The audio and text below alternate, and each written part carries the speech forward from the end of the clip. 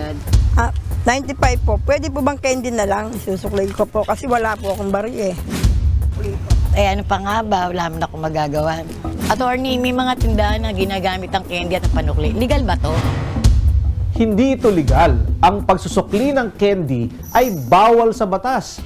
Ayon sa Republic Act 10909 o yung No Shortchanging Act of 2016, dapat husto lagi ang sukli ng customer. Ipinagbabawal ang hindi pagbibigay ng eksaktong halaga ng sukli sa mga mamimili. At lalong bawal ang pagbibigay ng candy bilang sukli. Ang mga lalabag sa batas na ito ay maaaring maparusahan ng multa ng halagang 500 pesos hanggang 15,000 pesos. Attorney, nagkautang ako sa tindahan, hindi makapaghintay yung tindera na mabayaran ko siya. Kaya pinaskil yung pagmumukha ko at nakalista pa kung magkano yung utang ko. Legal ba to? Hindi yan legal. Kahit na ikaw ay may utang, hindi tama na ikaw ay ipahiya sa pamamagitan ng pag-post ng iyong muka kasama ang halaga ng utang. Maliwanag na ang layunin ng nag-post ay para malaman ng lahat na ikaw ay may utang. Kaya ito ay pamamahiya o paninirang puri.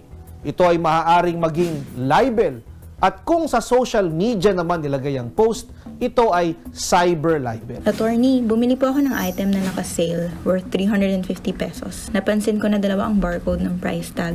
Pagtingin ko sa ilalim ng barcode, ang original price ay 200 pesos lang. Sale daw pero mas mataas ang ginagawa nilang presyo sa itinitinda. Legal ba to? Hindi ito legal. Ito ay maituturing na deceptive sales practice upang maniwalang may sale at mahikayat na bumili, subalit hindi naman talaga nakamenos ang customer.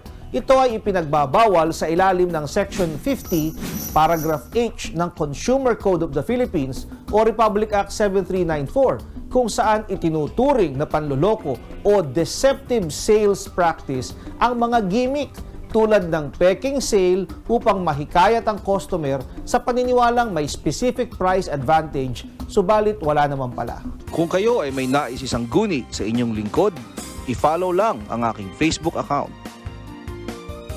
Mga kapatid, Chiki Roa Puno po. Simulan ang inyong araw na puno ng impormasyong kapaki-pakinabang.